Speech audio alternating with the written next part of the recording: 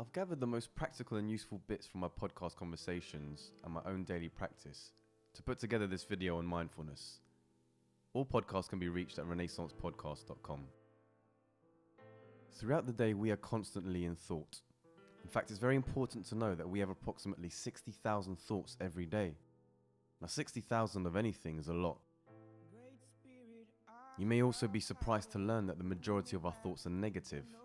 We're either stressing about something that happened in the past or worrying about something to come in the future. But it's also very important to understand that this is perfectly normal. Throughout evolution, we've developed this amazing defense mechanism to survive, and being constantly on the lookout for danger is one of them. The brain is a muscle and it can grow.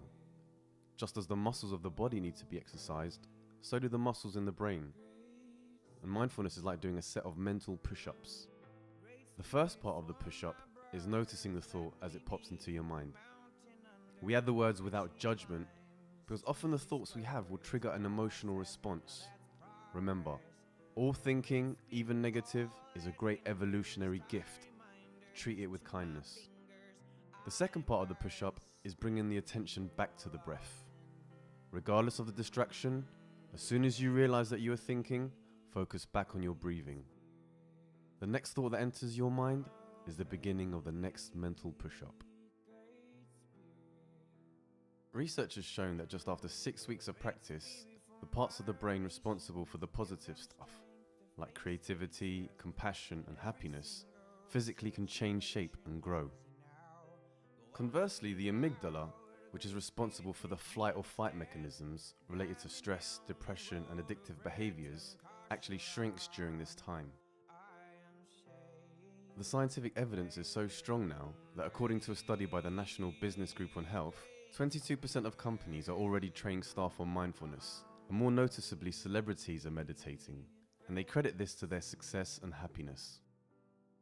Mindfulness is the best tool for combating depression and stress, which at the moment is a 1 billion person problem.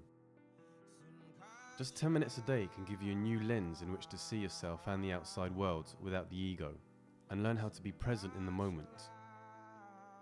The podcast changed completely when I was introduced to meditation, and the mission statement is to share mindfulness with as many people as possible, as it's the path to true happiness and enlightenment. Visit renaissancepodcast.com to find out more. Be mindful, the goal is the path.